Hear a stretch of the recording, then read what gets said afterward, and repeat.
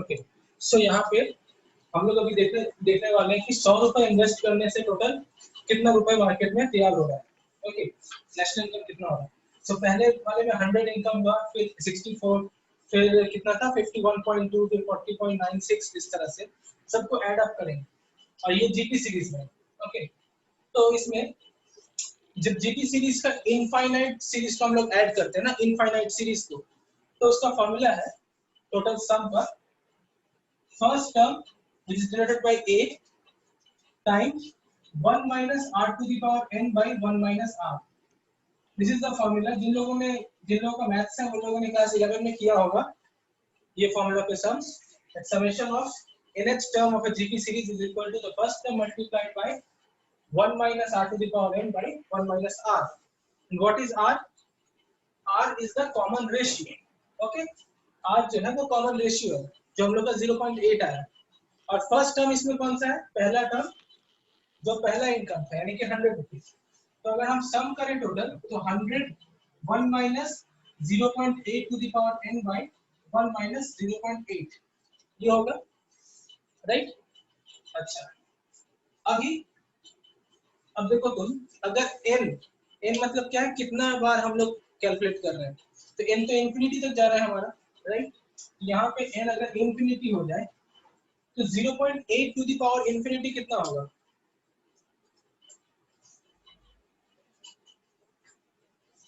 किसी को पता है? 0.8 anything to the power infinity कितना होता है? It actually becomes 0. Anything to the power infinity becomes 0. So it will be 100 by 1 minus 0.8. Okay, 100 by 1 minus 0.8. इसे कैलकुलेट करो कितना आएगा, do the calculations. 100 by 0.2, right? So it will be कितना होगा 100 by 0.2,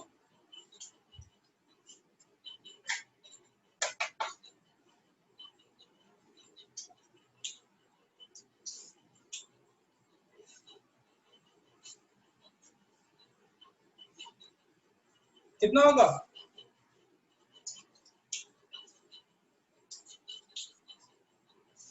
अरे come on, this is simple mathematics, class 4 का बच्चा इसको करेगा। 100 by 0.2, बताओ अनिशा क्या होगा 100 by 0.2?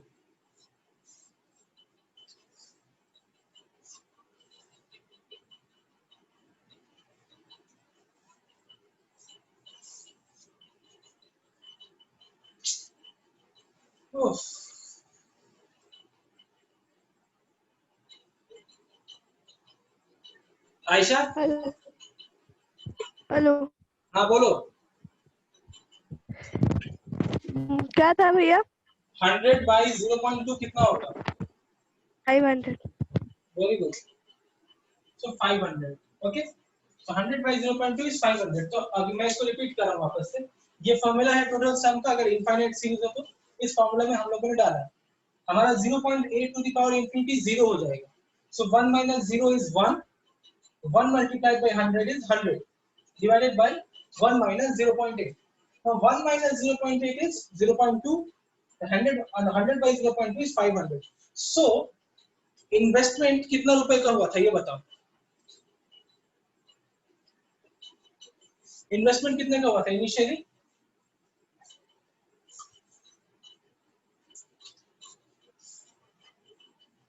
सबसे पहले कितना रुपए डाला था? हाँ, आवाज थोड़ा कट रहा है। मैं बोल रहा हूँ कि इन्वेस्टमेंट कितने रुपए का हुआ था initially?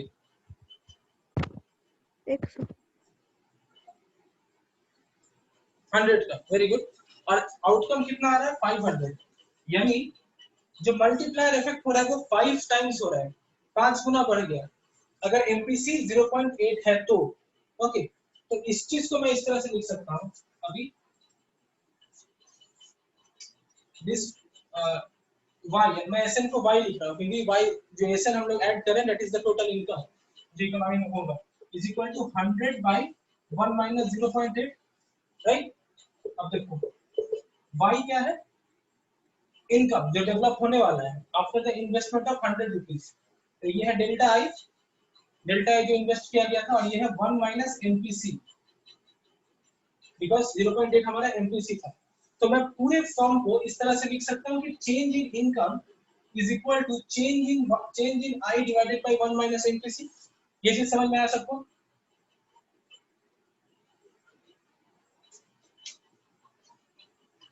Is this thing clear? Delta y हाँ ध्यान से भैया। समझो, चेंज इन इन्वेस्टमेंट के कारण कितना चेंज इन इनकम होगा।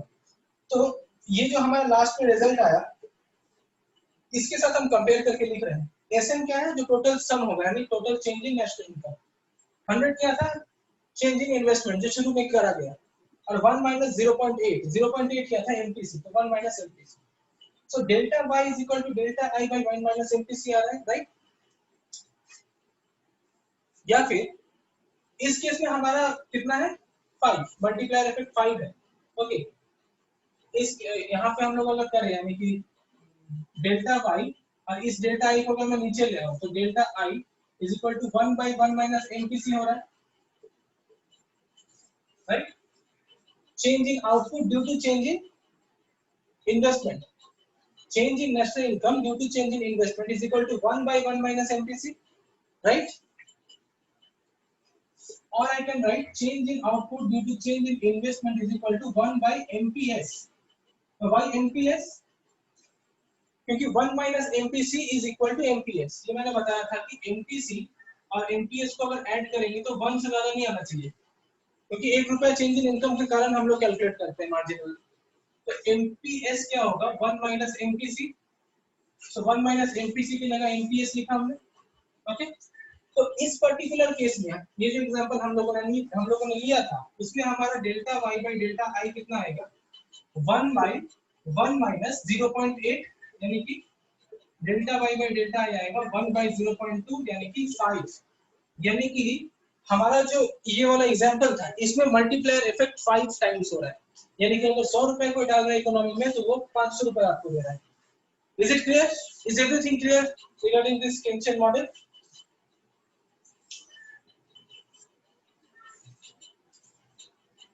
हाँ भैया।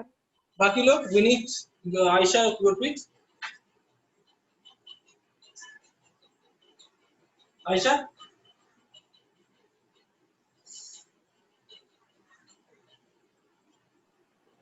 हाँ भैया। अच्छा, तो यही था हमारा केन्सियन मॉडल। तो इसमें के पहले वाले मॉडल और इस मॉडल में क्या फर्क है? In the previous model the argument was that investment का कोई रोल नहीं है इकोनॉमी में, इन्वेस्टमेंट से इकोनॉमी का ग्रोथ नहीं हो सकता, तो ऑटोनोमसली गिवन है। लेकिन इस मॉडल में हम लोग क्या देख रहे हैं कि इन्वेस्टमेंट का इकोनॉमी पे एक रोल है। अगर इन्वेस्टमेंट करेंगे तो इकोनॉमी आउटपुट देगा। तो ये बड़ा ही क्रूशियल, मतलब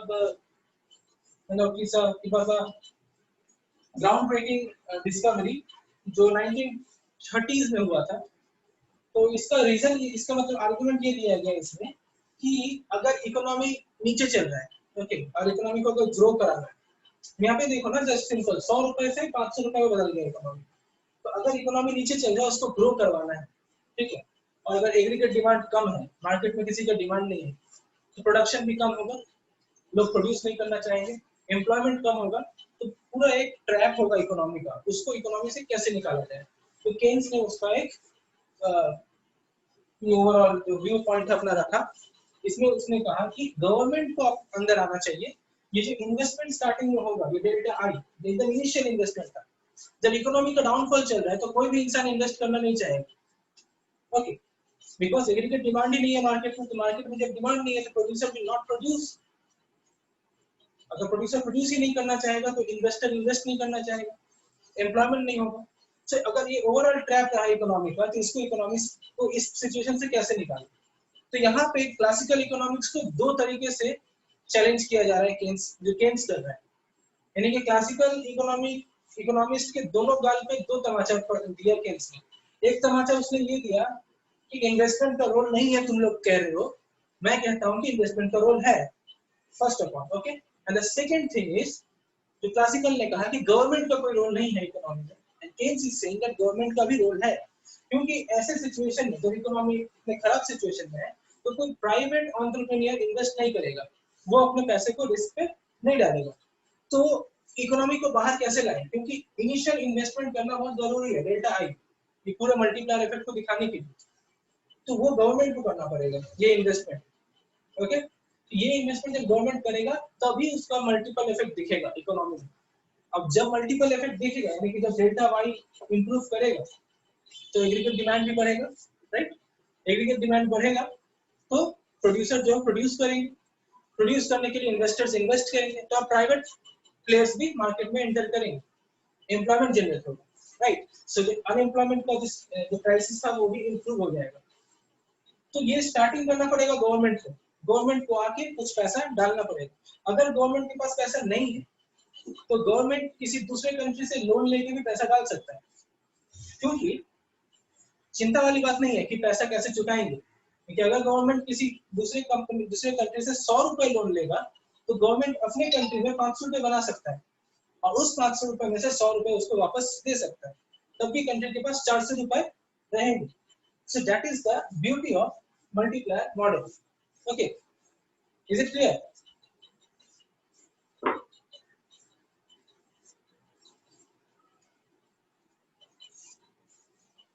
Is it clear? हाँ भैया। Okay, very good. Okay, तो मल्टीप्लायर मॉडल यहाँ तक था। अभी तुम लोग के बुक में एक टेबल बना हुआ है, ओके? उस टेबल में 10 राउंड तक दिया हुआ है, 10 राउंड तक, मतलब first round, second round, third round, 10th round तक। उस वो टेबल मतलब एक एग्जांपल टाइप का, तुम लोग उसको रेफर कर सकते हो अगर ये चीज भूल जाओ पढ़ते पढ़ते तो, या फिर वीडियो तो रहेगा ही। अच्छा, इसके बाद जो चीज था कि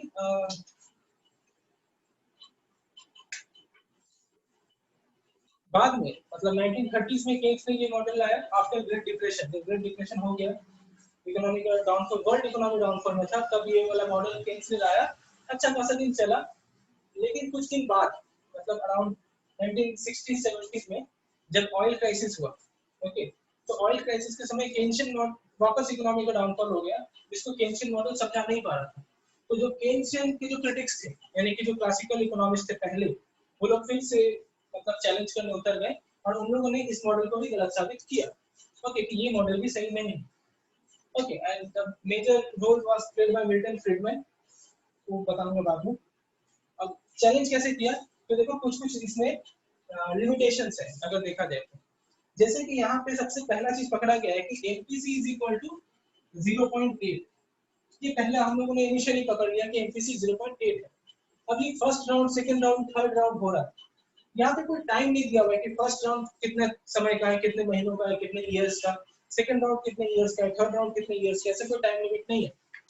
तो हो सकता है 10th राउंड आते आते या 20th राउंड आते आते कई साल बीत चुके हैं, राइट? 10 साल बीत गए, 20 साल बीत गया, तो क्या 10 साल तक एमपीसी का वैल्यू एक ही रहेगा? नो, एमपीसी का वैल्यू चेंज करता है, राइट? जरूरी नहीं है कि एमपीसी का वैल्यू कांस्टेंट रहे, 0.8, 0.7, कभी पीछे कभी आगे। तो अगर ये एमपीसी का वैल्यू चेंज हुआ तो जो लास्ट फॉर्मूला हमारा था delta y by delta I is equal to 1 by 1 minus MPC, तो ये फॉर्मूला हम लोग लेते हैं for only one value of MPC, जो लास्ट एग्जांपल में 0.8 था। लेकिन अगर एमपीसी तुम्हारा चेंज कर रहा है, फ्लक्चुएट कर रहा है बार बार, तो यहाँ पे एमपीसी का वैल्यू कौन सा डालूं? That is the question. 0.7 या 0.8 या 0.9, कौन सा एमपीसी का वैल्यू यहाँ बैठाया जाए, वो एक चैलेंज था। सो यहाँ पे लिमिटेशन है मल्टीप्लायर मॉडल का, जो वापस क्लासिकल में आर्ग्यू किया था। Is it clear?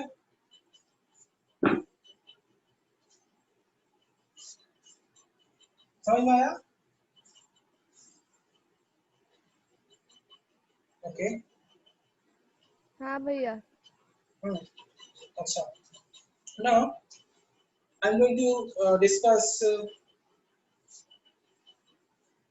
paradox of thrift. Okay, the paradox of thrift is very important. ये सीबीएसई में भी है, आईसीएसई में भी है। सीबीएसई वालों के बुक में एक बॉक्स बना के दिया हुआ होगा पैराडॉक्स ऑफ थ्रिफ्ट, तुम लोग देख सकते हो। और इन लोग की बुक में जस्ट एक पैराग्राफ दिया है और पैराडॉक्स ऑफ थ्रिफ्ट। ओके, किसी को पैराडॉक्स का मतलब पता है कि पैराडॉक्स मतलब क्या होता है?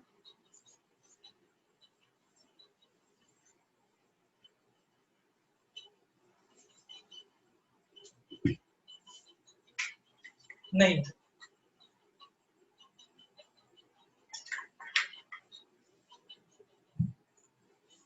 पैराडॉक्स मतलब होता है अजीब सा एक सिचुएशन, मतलब जो जनरल सिचुएशन से थोड़ा अलग हो और थोड़ा अजीब हो। ओके, तो सब लोग पैराडॉक्स कहते हैं। जैसे कि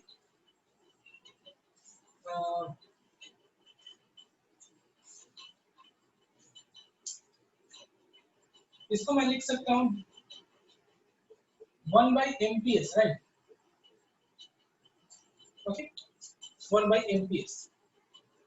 तो यहाँ पे देखो क्या होगा, MPS का वैल्यू अगर बढ़ेगा, if MPS increases, okay, so total जो मल्टीप्लायर इफेक्ट है, जो टोटल मल्टीप्लायर इफेक्ट है, ये बढ़ना चाहिए या कमना चाहिए, ये बताओ।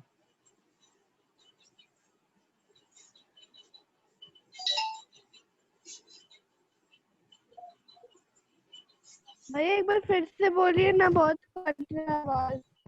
मैं बोल रहा हूँ कि delta y by delta i को मैंने 1/MPS लिखा है। Okay, 1/MPS।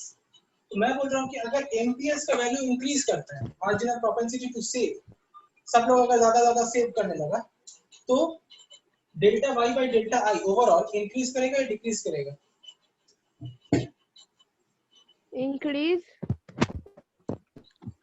Increase? No, it will decrease. MPS बढ़ रहा है, MPS नीचे है, तो जब डिनोमिनेटर इंक्रीज करता है तो टोटल वैल्यू डिक्रीज करता है। Okay, so if MPS rises, then the multiplier effect falls. तो हम लोग कह सकते हैं कि the strength of multiplier effect lies in the least value of MPS, right? कि जितना कम MPS रहेगा उतना ज्यादा del y by del I होगा, right? उतना ज्यादा multiplier effect होगा। तो इसका मतलब क्या बोलना चाह रहे हैं लोग कि MPS कम करो, MPS कम करो मतलब सेविंग्स कम करो। ओके, अगर लोग सेविंग्स ज्यादा करने लगे तो इसका जो स्ट्रेंथ है ये कम जाएगा, उल्टा हो जाएगा। इफ MPS इंक्रीजेस, लोग ज्यादा सेव कर रहे हैं, तो जो मल्टीप्लायर इफेक्ट है वो कम जाएगा। सो isn't it a paradoxical situation? क्योंकि जनरली लोग कहते हैं कि सेविंग करने से इकोनॉमी ग्रो करता है, सेविंग करने से इन्वेस्टमेंट मतलब बूस्ट होता है, लेकिन यहाँ तो हम लोग को उल्टा सिचुएशन दिख रहा है, सेविंग्स करने से ही मल्टीप्लायर इफेक्ट कम रहा है और सेविंग्स नहीं करने से मल्टीप्लायर इफेक्ट बढ़ रहा है कि नहीं?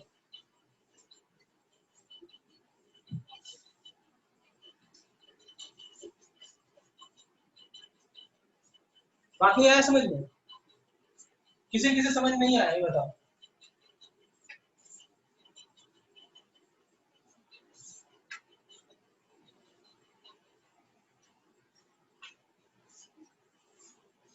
किसी को समझ में नहीं आया? आ गया समझ में?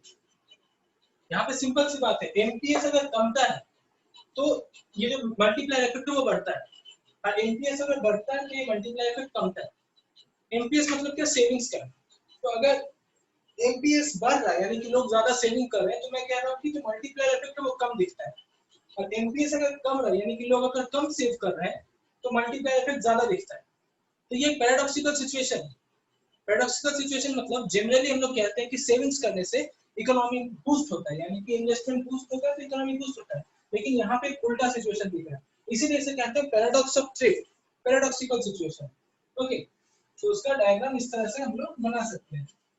सेविंग्स समझिए इन्वेस्टमेंट है, इनिशियली सेविंग्स ये था, अब सेविंग समझो लोग अगर कम सेव कर रहे हैं, राइट, सॉरी ज्यादा सेव कर रहे हैं, तो जो स्लोप है वो बढ़ जाएगा, तो इक्विलिब्रियम यहाँ से यहाँ तक आ जाएगा, इकोनॉमी पीछे चला गया। तो ये पैराडॉक्सिकल सिचुएशन क्यों होता है? What is the reason? तो जब हम लोग कहते हैं कि सेविंग्स का बढ़ने से इकोनॉमी ग्रो करता है, उसमें by that we mean that we basically mean that कुछ section of the society save करे। ओके, कुछ सेक्शन ऑफ द सोसाइटी अगर सेव करे तो वो पैसा इन्वेस्ट हो पाएगा दूसरे सेक्शन ऑफ द सोसाइटी से। समझो सोसाइटी को मैंने दो सेक्शन में डिवाइड कर दिया है। ओके, समझो ये क्लास है, कितना 1 2 3 4 लोग हैं, तो समझो विनीत अनीशा और आयशा ग्रुप है, दो सोसाइटी को मैंने दो भाग में डिवाइड कर दिया। अब समझो, अब मैं हूँ बैंकर, अब समझो विनीत और अनीशा का जो ग्रुप है, ये लोग अगर सेव कर रहे हैं यानी कि मेरे पास पैसा सेव कर रहे हैं, तो मैं वो पैसा तुम लोग को दूंगा इन्वेस्ट करने के लिए, राइट? तो तुम लोग वो पैसा इन्वेस्ट करोगे। यानी यहाँ पे क्या हो रहा है, एक जो सोसाइटी का लोग है वो लोग सेविंग्स को इंक्रीज कर रहे हैं, यानी कि सेविंग्स को फेवर कर रहे हैं, ताकि उनके सेविंग्स को मैं दूसरी जगह शिफ्ट करके इन्वेस्टमेंट में कन्वर्ट कर सकूं और इकोनॉमी में एक बूम आ सके, यानी इकोनॉमी में एक ग्रोथ आ सके, राइट? लेकिन अगर तुम चारों का चारों अगर सेव कर रहे हो, यानी कि एमपीएस बढ़ चुका है, सब लोग अब सेव कर रहे हैं, तुम दोनों भी सेव कर रहे हो, तुम दोनों भी सेव कर रहे हो, तो मेरे पास कोई दूसरा कस्टमर है नहीं जिसको मैं पैसा लोन पे दूं ताकि वो लोग इन्वेस्ट करके इकोनॉमी को ग्रोथ करा सके, राइट? तो that is exactly what is happening over here. अगर पूरा कंट्री अगर एनपीएस बढ़ा देता है, राइट, तो इकोनॉमी बूस्ट करने के बजाय इकोनॉमी पीछे चला जाता है। That is paradox of thread. बताया समझ में?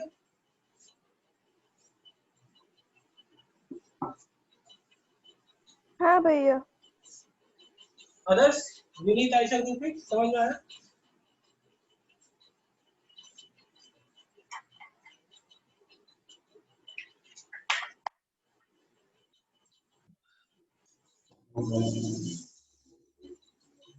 विनीत और आयशा,